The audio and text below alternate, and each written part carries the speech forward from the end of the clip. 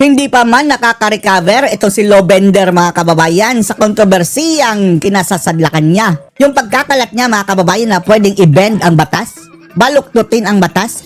Ngayon mga kababayan, ngayon, hindi lang siya ang nasabit sa kontrobersiya, kundi buong pamilya nila. Dahil mga kababayan, etong kanilang Tulfo-backed party list mga kababayan na ACT-CIS. Nasa kasalukuyan mga kababayan, ang umuupong kongresista ay sina Eric Yap at ang asawa ni Raffy Tulfo mga kababayan. At nung nakaraang halalan, si Eric Yap at etong si Erwin Tulfo. Ngayon mga kababayan, na-implicate mga kababayan sa kurakutan. Itong issue ng mali-maletang pera. Diyos ko. Akala ba natin mga kababayan itong ACT-CIS is lumalaban-laban sa kriminal? Mga tiwali. Ngayon mga kababayan, malinaw mayroon ng testigo na ang kanilang kongresista mga kababayan na si Eric Yap, ACT-CIS mga kababayan ha, ACT-CIS party list. Yung si Eric Yap mga kababayan yung nasa dulo. Yung katabi niya, asawa ni Raffy Tulfo. Yung nasa dulong lalaki mga kababayan, nakita nung Marino mga kababayan na bodyguard ni Zaldico na nagdala. Yan si Eric Yap daw mga kababayan, nagdala daw ng mali-maletang puno ng pera bilang komisyon doon kay Tamba mga kababayan. Ay nako, hay nako, hay nako. At ang nakakapagtaka dito mga kababayan, bakit parang yun talagang reaksyon ni mga kababayan?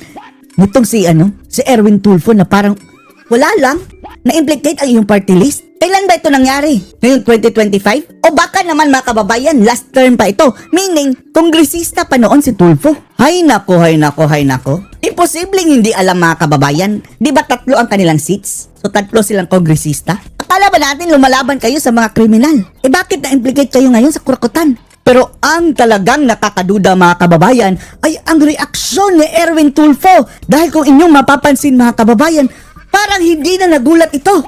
Diyos ko, hindi man lang niya kinastigo mga kababayan ang nagsabi niyan. Tapos, ang explanation pa niya, ito talaga mga kababayan, dapat imbestigahan itong si Tulfo dahil ang explanation niya mga kababayan doon ay ganyan talaga sa kongreso Uso ang bilihan ng budget daw mga kababayan. Parang may pag-amin mga kababayan. Anong ibig sabihin ng bilihan ng budget? Diba, kurakutan yan? Bakit mo bibilhin ang budget? Bibilhin mo ang pera? Anong bilihan ng budget dyan? Bakit mo bibilhin?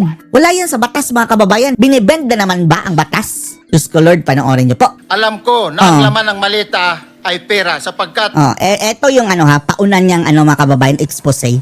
Marami pa to. nakita ko si Paul na binuksan ang malita at inilabas ang laman para bilangin. Alam niya mga kababayan na ang laman ng maleta pera.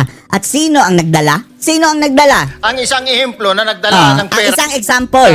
ay si Congressman Eric Yap. Eric Yap. Mga kababayan ng ACT teacher. Ay, hindi. Yung ACT-CIS mga kababayan. Yan Yang nasa likod ni Erwin Tulfo mga kababayan. Yan si Eric Yap. Kasama niya sa ACT-CIS mga kababayan party list. Eto. Yan. Kasamahan ni Erwin Tulfo mga kababayan. Ayun, nadawit. Nagdala daw ng bulto-bultong pera. And then coincidentally mga kababayan, itong si Tulfo, close kay Tamba. And then, mayroon ding kontraktor mga kababayan na nadadawit sa kurakutan. Bumisita sa opisina ni Tulfo. Tapos gustong i-bend ang law. Ay, connect the dots na lang mga kababayan. Connect the dots na lang. Ng ACT-CIS party list. ACT-CIS party list. Mga Tulfo mga kababayan ang may-ari niyan. Ay, hindi may-ari, pero ang nagbabak, sila ang nagpo-promote sa makatuwid. Naging kongresista nga si Erwin Tulfo dahil dyan. Yung asawa ni Raffy Tulfo. At ang meaning pa ng ACT-CIS, ang meaning ng ACT-CIS, mga kababayan, is anti-crime and terrorism community involvement and support. Anti-crime, tapos, ano ito? Ito ba ang mga pambihirang pagkakataon na dapat natin i-bend ang law? Na yung taga-ACT-CIS mismo, mga kababayan, na anti-crime ito, nagbibigay ng mga kababayan? Mali-maletang pera? Ano ba ibig sabihin yan? Baka na-bend ang law nung panahon na yun mga kababayan. 46 46 na maleta. malita ang dala niya sa bahay ni Grabe. Congressman Zaldico sa Valle Verde City. 46 na maleta. Dala-dala ng taga-ACT-CIS mga kababayan. Pagkatapos mabilang, isinakay namin sa mga sakyan patungo sa Horizon Residence 2.2 billion. Ganun po yung multiplication 2.2 billion daw mga... bakit mo alam? Mr. Previous ACT-CIS Congressman Erwin Tulfo. Kinumpute niya mga kababayan. Your Honor, yun ang lumalabas. So one time lang po ito. Isang beses lang ba? One time lang po, yung time ko lang yan, nung panahon na-identify ko si Congressman Yap, Your Honor. Alright. Oh, Congressman Maraming Yap. salamat po. Okay, one time na pa ako. So maraming salamat. O isang beses lang. Pwede nating i-bend ang loan yan. Diyos ko. 2.2 billion. Ang nakakapagtaka mga kababayan, bakit yun lang ang reaksyon ni Tulfo initially ha? Wala man lang siyang, kung ako niyan, magagalit ako mga kababayan. Are you sure totoo yung pinagsasabi mo? Ini-implicate mo ang kasamahan namin sa AXIS. Wala siyang reaksyon mga kababayan. Bagkus, pakinggan nyo mamaya. Parang sinabi niya, ganyan talaga sa Congress eh. Nagbibigayan daw ng mga kababayan, budget. Uy, Diyos ko Lord. Parang pag-amin na rin yan. Salamat po. Mr. Chairman, just one question to Mr. Gutesa. Kasi parang nalito lang na kami na konti dito sa kwento mo. Can you give the details nung sinasabi mong delivery between Eric Yap and Saldico? Eric Yap, bakit hindi si Tulfo ang nagtanong nun mga kababayan ha? Hindi na ba niya kailangan marinig ang kwento? Alam na ba niya?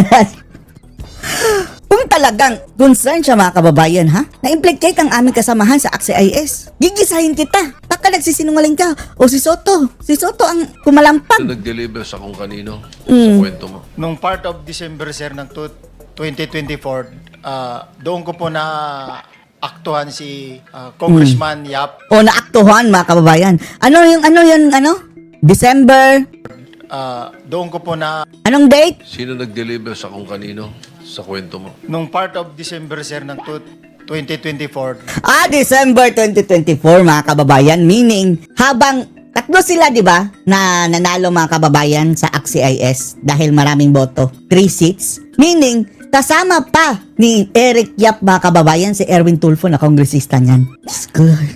Wala kang alam dito, Erwin? Sigurado ka ba? O baka na-bend mo ang law noon? Ewan lang natin. Kailangan kalkalin ito mga kababayan. Walang hiya itong mga nagpapanggap na fight against criminality tapos sila mismo nadadawit. Nadadawit na mga kababayan, no? doon ko po na aktuhan si Congressman Yap na siya mismo ang nag-deliver doon sa Bali Verde 6. 46 na Eric Yap, nasaan ka Eric Yap? Boom panis! Eric Yap mga kababayan, body ni Erwin Tulfo. Kasama niyang kongresista sa ACT teacher. Ay hindi, sa AXIS mga kababayan. maleta na naglalaman ng yung level kasi ng maleta may nakalagay na post 8, may nakasulat na 48 siya eh. 48 million. Pagkatapos binuhat na namin yung maleta na yun, inilagay doon sa bahay, binubuksan ni Paul yun, saka binibilang. Na-notice ko na Pera. Huwag mong i-stop ang kwento. Testimony, Soto. Sabi mo galing kay Eric Yap yes, Your Honor. from one congressman to another. Saan nyo kinuha kay Eric Yap yung 46 na maleta? Dineliver lang niya po, kita lang po kami doon Delivery guy ng basura si Eric Yap mga kababayan. Diyos ko sa Lord. Bali Verde 6. Itanong mo kay Eric Yap. Isomon si Eric Yap mga kababayan, AXIS. Ay, lang naka. yung Ay, mga Diyos ko. maleta na yun doon sa Bali Verde 6. Uy, nakakahiya. Tapos kayo ang nag-deliver Anti-crime. Anti-crime na mga kababayan, party list. sa... Nung Oh. inilipat po namin sa sakyan, Hindi ka magagalit yan, Erwin Tulfo? Party list din yun, nadadawit dyan, sa Horizon, yung mga maleta na yun. Yun yung 46 na sinasabi mo. Yes, Your Honor. Okay, thank you. Mr. Chair, Thank you. I just want to make addition, yung mga clarification po na gano'n. Sige, mag-explain ka daw. Erwin, sige, mag-explain ka. Bakit mayroon kayong ganyang kalaking pera? 46 na maleta, mga kababayan, puno ng pera. Binilang ha? Pera. Nakita niya mga kababayan, binuksan, binilang, pera talaga. Kasi po sa Kongreso, siguro alam din po ito ni Congressman ni Senator Dante Marcoleta. Magkasama Nandamay pa siya kay Marcoleta. po kami. Uso po yung bilihan ng budget sa Congress. Bilihan, ano yan? Bilihan ng budget, so bumili kayo ng budget. Yan ang explanation niya mga kababayan. Bilihan ng, di ba corruption yan? Bakit yung bibili ng budget? Pera, bibili ng pera? For what? Explain. Opo, the budget po, si Senator Marcoleta can attest to this. Bakit parang idadamay mo si Marcoleta. AXIS ang nahulihan ng nakitaan mga kababayan ng mali-malitang pera. Kaya po minsan paghapon, pagpanoodin nyo po sa TV, paikot-ikot po mga kasamahan namin sa Kongreso, yun pala, lalapitan yung isa, may budget ka ba natitira dyan? Akin na lang, 20%, parang gano'n susus basta. Parang indirect na umamin mga kababayan, no? Yan lang ang explanation mo, Tulfo. Uso ang bilihan ng budget. So hindi mo dinideny. Diyos ko Lord, God save the Philippines. This is bending of the law. Yun po ang pagkakaalam ko. Yan ang pagkakaalam mo. Alam mo pala dapat kasali ka, Tulfo, sa imbestigahan. Animal ka. Binibend. Kaya pa nag-i-insist na magbibend mga kababayan. Tapos nakitaan pa siya sa CCTV mga kababayan. Pumasok sa kanya yung kontraktor na notadong nagbibigay mga kababayan ng kickback. Mr. Chair. Thank you. Anong ibig sabihin mo doon? Uso ang explanation lang mga kababayan, Diyos ko Lord. Uso ang bigayan ng bilihan ng budget. Education. Hindi Mr. lang Chair. sa Senate yun Point of information. Point Chair. of information. Yes, sir. Intervention lang, intervention. Yes. Bakit ini-imply niya si Marcoleta mga kababayan? Information. Mr. Orly, bakit kasi yung na-highlight mo yung 48 lang? Sabi mo naman, halos 3 beses sa isang linggo, meron delivery. Yan ang Bakit pinakamarami yung lamang delivery alleged delivery ni Rep Yap parang yun ang natandaan mo. Kasi yung po, Your Honor, yung kauna-unahan na nung mag-duty ako sa basura, yun ang kauna-unahan talaga na naaktuhan ko talaga. Ibig sabihin, unang duty ko, yun talaga Tuhan. yung Parang bumungad sa akin, Your Honor. Pero marami from the name itself mga kababayan na ACT-CIS, naaktuhan talaga. kayo, may backup, kung may advance party ka mo. Ilan ba kayong, sabi mo galing ka sa Marines, ilan ba kayo talaga yung nagsisilbi kay Rep Saldico? Total ko parang nasa 90 plus Wow, ang So, dami. Kung 90 plus, meron ka bang natatandaan ng mga kasama mo? Mabilis lang, para makita natin na talagang nagsasabi ka ng totoo. Sino-sino yung kakilala mo sa Marines? Sa Maris, mayroon. Mga sila, Ipatawag din natin. Jubit Bunagan, Sige. Mark Bunagan, Ipatawag natin ito. Alan Colisio, Maliban sa Marines, meron din bang ibang serbisyo? Halimbawa, Meron din. police meron. Napakarami. pulis Parang private army na mga kababayan, no? Itong mga ex-marines talaga kinuha para eksperto sa bakbakan mga kababayan. anim na galing sa PSPG. Kung sakasakali, meron nakakarinig sa mga kasama mo at sasabihin nila, mali naman ang sinasabi mo, tumurap sila rito. Kaya mo ba silang harapin? Yes, Kaya! Oh, Salamat po, Mr. Chair. kaya. Senator Pangilinan. Yes, yung Eric Yap ba na congressman, yun yung dating chairman ng Appropriations Committee? Hindi, ACT-CIS. Wala po akong knowledge regarding sa kanya. Basta Eric Yap. Diba ACT-CIS yan mga kababayan? Well, for the record, Eric Yap used to be chairperson of the Appropriations Committee in the House. Member pa din pala mga kababayan, kaya andun. What a coincidence. Point of information. Thank you. Last na lang before we go on break. Anong specific duty assignment mo sa Philippine Marines? Anong unit? Sabi mo, intelligence. Ay, sir, sa MC to ako dati, sir. Marine Corps Intelligence. Bakit? Authorized ba yung mga Philippine Marines na mag-serve as Retired na security escort ng civilians? No, Ang sir, alam ko, sorry, sir. No, sir, during that time, sir, retire na po ako. hinar ka bilang retired na Retired. Marine personnel. Ay, sir. Okay, thank you. So, Mr. Chair, in connection Sige. doon sa tanong mo, Okay. Sinabi mo, 90 kayo na security ni Saldico? Most likely, ganun yung bilang, sir. 90? 90? Ay, sir. Isang kumpanya na yan ng Marines kung tutusin. Ang daming pampasweldo mga kababayan, no? 90 is the number. Napakarami. More or less, sir, more or less. Hindi ako exact sa number, but more or less. 90. Si Senate President nito? Ilan lang bang gwardiya mo, Sir Senate President? Wala, zero. Ikaw nga ang mismo nagdadrive, no? Wala, basta kasama ko lang si 6 hour, okay na ako. Ay, naku, one ball. Sige, thank you, Mr. Chair. Thank you. Itong katabi mo, mga driver ito si Balatbat, si Santiago, nagde-deliver. Itong si Balatbat, nakapag-deliver na raw kay Saldico. Nakita mo ba ito? Magkakilala ba kayo niyan? No, Your Honor. Hindi pa kayo nagkakilala niyan? Yes, Your Honor. Mr. Balatbat, hindi mo na mamumukhaan si Sir Or. Uy, Erwin, no comment ka lang? Ang kanyang comment lang mga kababayan ganyan talaga sa Congress, nagbibilihan mga kababayan ng budget. Ay, Diyos ko. Hindi ba talaga i-deny? Nung panahon iyong mga kababayan, ano pa siya? Congressman din siya. Diyos ko Lord. Security po ni Saldico? Hindi po, Your Honor. Hindi mo rin kilala? Hindi po. Alright. Sir, I have, Mr. Chair, with your indulgence, I just have two quick questions. Anong trabaho ninyo, sir? Security? Bago po kayo nag-security, anong trabaho ninyo sa Philippine Marines? Sa infantry, artillery, ano saan po kayo? Dati po sa intelligence po ako sa Marine Corps. Intelligence. Tapos diretso na po kay Saldico o meron pa kayong VIP muna na daanan? Dati po galing ako sa Coca-Cola. Naging consultant po ako sa Coca-Cola. Tapos po, kay Saldico na? Opo. Nag-resign po ako sa Coca-Cola. Di napunta po ako sa kay Saldico, sir. Kay Saldico na po. Yun po yung unang politiko ninyo. Yes, Your Honor. Alright. Sir, tanong ko lamang po, okay. Diba, mabigat po yung inyong nag-deliver po kayo kay Speaker Martin Romualdez. Could you name kung sino po mag-deliver? Siyempre po, kailangan nyo i-confirm na na-deliver na po, boss, yung pera. Kay, siyempre, i-confirm mo kay Saldico, na-deliver na po sa bahay ni Speaker. Sino po mga dinideliveran nyo? Alam nyo ba ang pangalan? Sa dami po ng pera na yon. Sa pagkakaalam ko po, wala po kaming direct contact doon sa receiver. Kasi ang may direct lang contact doon, Your Honor, is si Paul or kaya si Mark. Si Paul or si Mark? Yes, Your Honor. Kasama ninyo, si Paul or si Mark, mag-deliver ng pera Yes, Your Honor. kay Speaker. Yes, Your Saan Honor. bahay po ito? Sa Doon sa 42 Forbes, Your Honor. 42 Forbes. Okay. Alright. Ilang beses po kayo mag-deliver doon sa 42 Forbes sa sinasabi ninyo? Bakit po nilaman na bahay po ni Speaker yun? Sino po nagsabi?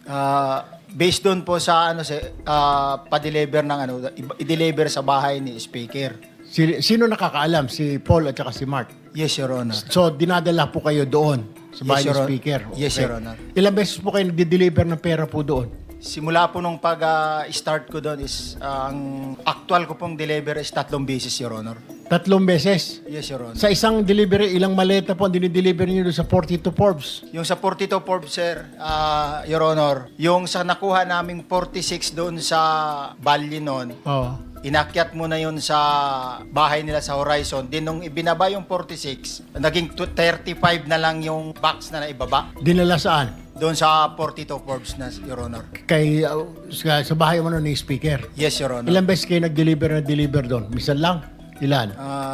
Ako, during that time, 3 beses sa akin. Pero based doon sa group chat namin is, kasi namumonitor ko po yung group chat ng movement ng duty ng basura. Is 3 times a week, most likely, lalo na pag December. Pare-pareho ba yun? Kung ilang maleta na deliver mo, ganun din yung ibang grupo na halaga o na amount ng maleta, equivalent ng maleta? No, Your Honor, hindi ko na sila mamonitor kung ilan yung maleta na idinideliver. Pero 3 times a week ang delivery doon sa 42 Forbes. Most likely, Yung Your Honor. sinasabi mo ng bahay ni Speaker. Yes, Your Honor. Gaano ka tagal po ito? Ilang buwan po ito na 3 times a week, 3 times a week? Ilang buwan po ito? Nung time ko po, from December po yun, December eh. Hanggang? Hanggang nandoon po ako noon, ganun yung Kailan po yon? Kailan ba kayo malis? August 5 lang po. January, February, March, April, May, June, July, August. 8 buwan. Hindi po ako sure sa kung yung mga other month is Pero 3 times a week, ha? yes, Your Honor. 3 times a week. Okay. Mr. Chair, my last question now with Engineer Bryce. Engineer Bryce, may pinag-ngangalandakan si Attorney Porto na maraming senador ang sasabit dito. Pero ngayon, hindi mo pinapatutuan. Does this mean na fake news po yung sinabi? Mukhang fake news ang binigay ni Attorney Porto ng iyong attorney sa media. Kasi sabi niya po, 6 daw eh. Marami pang mga senador. Misunderstanding po yun, Your Honor, kasi dun nga po sa computer ko, congressman po yun nandun. Congressman, hindi senador. Opo, So, sinasabi mo ngayon, hindi naman yung 6 na puro mga senador yon. Hindi po totoo, Your So, Honor. fake news po yon. Kaya mag-usap po kayong attorney, mamaya po ako mag-usap kayo. Sabi Yes, mo, ayusin yes po po. kasi hindi po maganda tignan at hindi rin maganda pakinggan na 6. Ang mga tao ngayon nagtatanong, sino ba yung 6 na yan? Sino ba yung mga kulang pa na yan?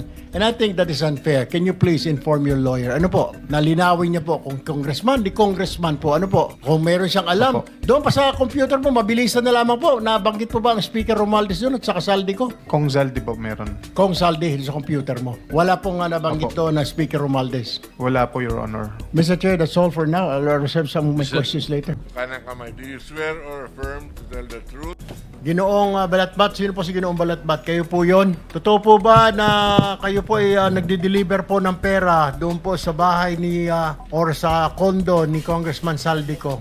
Will you attest to that po na totoo po yung sinasabi ng boss ninyo? Your Honor, bali ako po, isang beses lang po ako nakapag-deliver. Gaano karami po yon? Kung inyo po natatandaan, ilang maleta, ilang sako yung dineliver po ninyong pera? Your Honor, sa pagkakatanda ko po, mga nasa 6 to 8 na maleta po. 6 to 8 na maleta.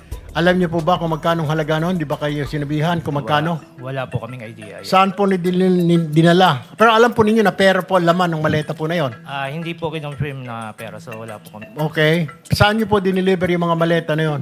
Nung nasama po ako doon, Your Honor, sa Valle Verde po. Ito po ba yung bahay ni ni Congressman ako sa Valle Verde 6? Bahay po siya pero hindi ko po alam kung kay Senator. Sino po ang sumalubong po sa inyo doon? Mga tauhan po yung nandun. Mga tauhan.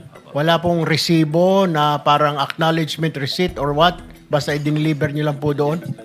Hindi ko po alam, Your Honor. Alright, may papakita po kami slide ng bahay po. Ano po, kung ito po yung bahay na sinasabi ninyo na dineliver po ninyo sa bahay ni Congressman Saldico, pakilagay po yung bahay. Kung ito po ba, ma-confirm lang po. Your Honor, magkaiba po yan, Your Honor. Magkaiba? Opo. Okay. Yung sasakyan ho na yan, alam niyo ho yan? Yung NFI 6319? Your Honor, bali yan po yung nag-pick up po ng... Yan po kasi, Your Honor, yung sa Fairview po. Ano naman yung sa Fairview? Bali yan po yung dinadala namin ni Christian. Dinadala po na... Mga maleta din po yung dinadala namin. So, hindi lang po isang beses. Kasi kung dinadala po namin, iba, sabi nyo, iba naman po ito. So, ibang sasakyan naman po ito. Opo, Your Honor. Bali po kasi yung sa sinasabi nyo po na yung sa Valle Verde po, isang beses lang po nakapagdala doon eh. Yung sa ano po, Yung ito. iba po yan nung ano eh. Sino po ang diniliberan na naman ninyo ng pera dito? Itong gamit yung sasakyan na ito. Hindi, Your Honor, hindi po kami ang may gamit ng sasakyan na yan. Pero kasama po yan dyan sa inyong office, itong NFI 6319. Hindi po. Bali po, yan po yung sasakyan ng kumuha ng mga maleta. Yan po. So, Opo. nag-exchange lang kayo. Galing po sa sasakyan ninyo, inilipat nyo po dyan. Bali sila po yung kumuha sa sasakyan namin. Saan po ang nangyari itong transaction na ito na palitan, na ikarga from your sasakyan to that sasakyan? Saan po nangyari ito? Sa Phoenix Petroleum po, sa Dahlia Street Fair. Doon po nangyari yung palitan, Opo. na inilipat sa inyong sasakyan yung pera. Okay. Opo. Alright, babalik kita mamaya. Mr. Christian, ikaw naman po, ilang beses o kayo nakapag-deliver ng pera po? Ito sinasabi ni D. Alcantara. At kani-kanino po ang inyong pinag-deliveran? Doon po sa Dahlia po, 7 beses po. Dahlia. Opo. Ano po yung Dahlia? Yung ito pong binanggit ni... Sa Fairview. Fairview po. Okay, ilang maleta naman po yung diniliver nyo ho doon? Per deliver po, nasa 8 to 10 na maleta po. 8 to 10 na maleta. Tina-transfer din po ninyo? Hindi. Opo. Kasama ko po si Mr. Kasama si Engineer Alcantara? Si Andre po. Si Andre. Ako po yung driver niya. Para kanino daw po yun? Hindi po namin alam. Hindi nyo alam, pero may sumasalubong. Ilang beses pong ganun transaksyon ang ginawa ninyo, palitan po o nililipat yung maleta? Diyan po sa Dahlia, 7 beses po. 7 beses. Ano yun? Buwan-buwan? Linggo-linggo? Magkakaibang araw po. Pero sa loob ng isang buwan? Hindi po. Mga ilan? Pagitan? Ilang buwan? Ilang araw? Sa November po, 5 beses po. Tapos meron pong January tsaka March. November, January, at saka March.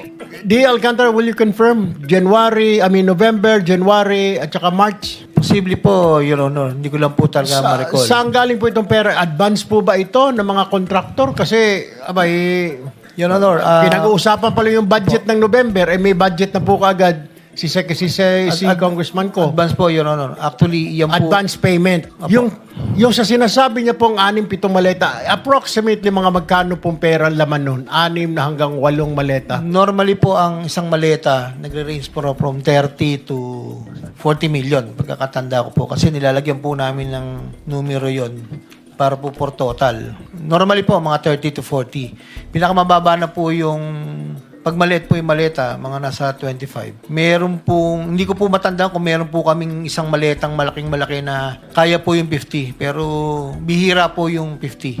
30 to 40 po normally ang isang maleta po. Ang for the information po, yan pong pictures na yan, hindi rin po namin talaga alam kung saan po sila magpapalitan. Pero ang pagkakatanda ko po, yan po yung mga, hindi po kay Kong Saldi yung delivery na yan. Dahil ang kay Kong Saldi po puro sa Valle Verde at sa BGC. Sino po yan? Ang delivery na po yan po yung di-deliver po kay Yusek Bernardo. Tingin ko po. Bakit sa Fairview po? Hindi po namin alam. Meron lang pong binibigay na number. Tapos inuutos ko po dun sa chief of staff ko, kay Carlo. And si Carlo na po ang nakikipag-usap sa mga driver. At hindi ko po, kahit po ako, si Engineer Bryce, si Engineer JP, hindi po alam kung saan po talaga ang location po. Basta yung number lang po, kukontakin lang po ni Engineer Carlo na ibinigay po sa akin, binigay ko po sa kanya. Then siya na po yung magpe-prepare and then iuutos na po sa, di ba si Carlo ang nag-ano sa inyo? Dalawa. Sino po si Engineer si Carlo po? Sino po? Siya po yung chief of staff ko na kumukuha po sa proponent po. So, nandiyan po ba si Mr. Carlo? Naimbitahan po ba, Mr. Chair? Alam ko, Pwede po ba matanong natin? Kasi parang, so si Carlo ang tinatawagan po ng proponent. Hindi po. Nagtitext sa proponent. Ako po ang nag-uutos po. Ako po ang kausap po. Upon the instruction of the proponent. Huwag na natin sabihin proponent, nalilito ang tao, politiko. Yes, Your Honor. Congressman o senador. Ganun po ba yun? Yusek Bernardo and Saldi ko lang po ang kausap. Si Yusek Bernardo. Kasi may nasabi po silang Congressman Saldi, ito po si Balatbat kanina. Opo, nung nagdi-deliver na po sa Valle Verde, sabi ko nga po sa statement ko, Sir, Your Honor, meron pong times na dalawang beses po sa BGC sa parking. Tapos po, and the rest po is sa Valle Verde po, na bahay po dun sa, hindi ko na po kung talagang kanya. Sinasabi po ni Ginoong Christian ay 7 beses daw po. Panay kay Bernardo lang po ba yon yung delivery na yon? Or may mga congressman po doon at senador? Ay, ako po, Your Honor. Opo, yun. Sinabi po ni Christian kanina, 7 times po siya nag-deliver. Kay Congressman Saldi po, nakakasama po yung ilang driver po doon. Minsan po kasama po ko, minsan sila na lang po dahil alam na po nila. Doon po sa kay Yusek Bernardo, tingin ko po ito po yung lugar na yan. Kasi po putol-putol po iyan hindi naman po biglaan po, Your Honor. Okay. Paano nila nalalaman na na-deliver na? Baka mamaya tinakbo na ng inyong driver. Meron ba kayong confirmation na natanggap mo na ba, boss? Natanggap mo na ba, Kong, yung pera, nandyan na, 7 maleta? Paano po ninyo nasasabi sa kanila? Your Honor, ang instruction po ni Carlo, instruction ko po sa kanya, yung pagbibigyan po dito sa Fairview. Actually, parang nagpapapicture pa yata sila, pero hindi ko po kilala yung tao. Yun lang po yung pinadala po doon. So, pinagkakatiwala nyo sa tao na hindi kilala? Yun po kasi yung binigay po na number. Pangalan at number? Opo. Nung politiko o ni undersecretary? Yes po, Your Honor. Alright, okay. No, Senator Erwin, kasi we have the whole day to do this. Bibigyan namin kayo ng extra 2 minutes. Everybody for that matter, Kung gusto niyo i-avail yung additional 2 minutes, tuloy-tuloy lang para mas mahaba. Hindi naman tayo constrained sa oras. So, you may continue. Thank you, Mr. Chair. Si Carlo Rivera, nakapanumpa ka na ba or this is your first time here? Naka-attend na po ako last hearing. Nanumpa ka na ba? Apo, yes po. Nanumpa ka na rin. Okay, Carlo Rivera. Yung pinagdeliveran mo ng pera sa Valle Verde, sino po? Si Congressman ba mismo ang tumanggap? Yun po, inuutos lang po namin sa driver. Sila po ang nagdi-deliver. Yung driver. Opo. Ay yung po doon sa Dahlia, sa Fairview. Yan po is, bibigay lang po sa akin ni D.E. Henry yung contact number. Then po forward ko po sa kanila. Sino yung nakakausap mo po sa contact number? Number lang po yung binigay po sa akin. Then pino-forward ko po sa driver. Sila na po ang nag-uusap. So hindi mo actually alam kung sino yung doon sa kabilang linya, kung sino yung number na yon. Apo, yan. Wala po sinasabi. Wala po. Alright. Balikan ko mamaya, Mr. Chair. Siguro sa second round ko. Puntahan ko lamang po si Ginoong Bryce Hernandez. Mr. Bryce, yung pinagsasabi po ni Yusek Bernardo, tama naman po. Agree po kayo o may kulang? Your Honor, parang kulang po yung commitment na binanggit po ni Yusek Robert. Kasi as per instruction po sa amin ni Boss Henry, nasa 25% po ang pinapaprepare na obligasyon. Okay, pero yung sinasabi po niya kasi 15% para kay Ulay Bar daw. Pero every time po ba 25 yung binibigay nyo lahat? Pag po ganun na senatorial funds, minimum po yung 25%, nagiging 30 pa nga po. Pag sa senador dinideliver? Sa tao, staff po ng yes po. Staff po ng senador Yes po. dinideliver. Yes So po, nasa Your Honor. 30. Yes po. Yung mga tao po nabanggit niya na bago ngayon, tama po ba yon? Or ngayon nyo lang po narinig? Your Honor, ngayon ko lang po nadinig yun. Hindi ko na po abot yun, Your Honor. balikan ko po si Engineer Alcantara, itong mga tao pong nabanggit, sina Chis Escudero, sina Nancy Binay, Bong Revilla, personal na po ba ninyong na-meet ito? Or paano po, naka-text ninyo? Hindi po, Your Honor. Ngayon ko lang po narinig about Escudero, Binay, yung Bong Revilla po, yung 300 million, si Yusek Robert po ang nambagit sa akin na sinabi ko po sa affidavit ko po. Wala po akong komunikasyon, hindi ko po sila nakakausap. Ang kausap ko lang po ay si Yusek Bernardo po. Okay. At one point, nakapunta ka sa birthday party o ano, alam mo yung mga kababayan ho natin, baka may mga litrato po, nandun po kayo sa mga birthday, sa mga kasalan, or what have you. Wala po. Doon lang po sa okasyon ni Senator Jinggoy na sinama nga po ako ng mga dating kasamahan ko po. Nagpa-picture lang po ako. Kahit naman po, kung sino po yung nakita ko doon, ang tanda ko po. Kahit po kay, ano ba yun? Sino po yung tumakbong senador na Dagon? Attorney, ano ba yun? Dagon? Yung ano po. Nagpa-picture pa po ako doon eh. Yung ano po? Attorney... Gadon. Attorney Larry Gadon. Opo, nagpa-picture pa po ako. Basta kung sino po yung nandoon, picture lang po ako. Alright. So Bryce, mali po yung sinasabi ni Yusek. So parang kulang kasi sinasabi niya 15% lang pero kayo ini-impake niyo 25%. Opo, minimum po yun, 25%. So sa palagay mo, doon sinabi niya po, nasaan kaya napunta po yung 10%? It's either po kay Boss Henry o kay Boss Robert. Hindi po sa akin. Okay. Pero 25 sigurado ka. Opo, Your Honor. Okay. Alright. Dito po kay Ginoong JP. JP, agree? Yun po sa sinabi ni Yusek Bernardo. Tama po. Agree po na 25% po to up to 30% po yung pinagagayak po. Will it be safe to say, Engineer Alcantara, na yung 10% napupunta lang siguro kay Yusek Bernardo? Wala po akong personal knowledge.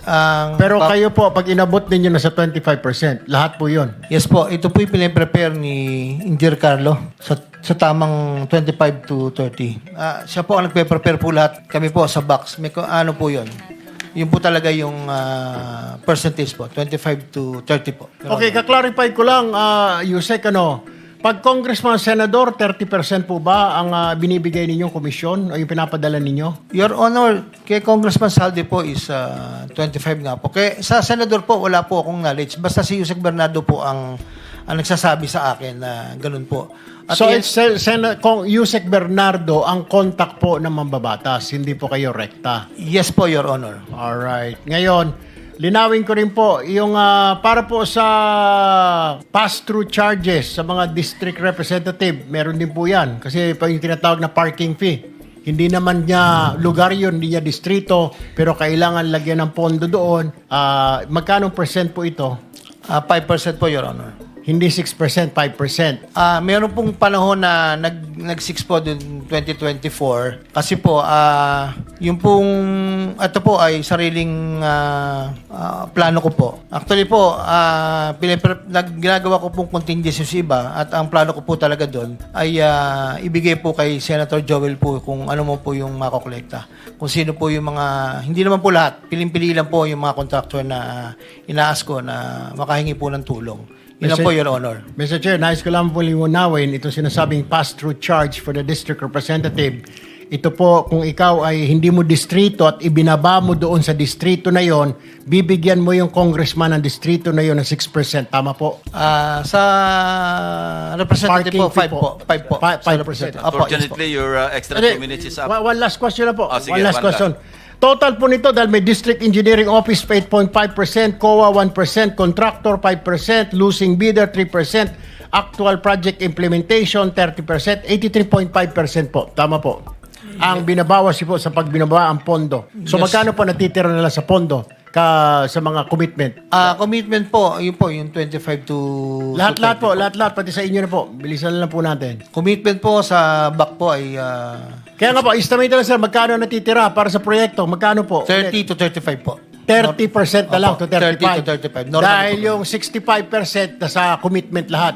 Sa taxes po ay commitment. Yes, sir. Taxes and commitment. Pero mas Yes, po. marami yung commitment. Yes po. Thank you. Salamat.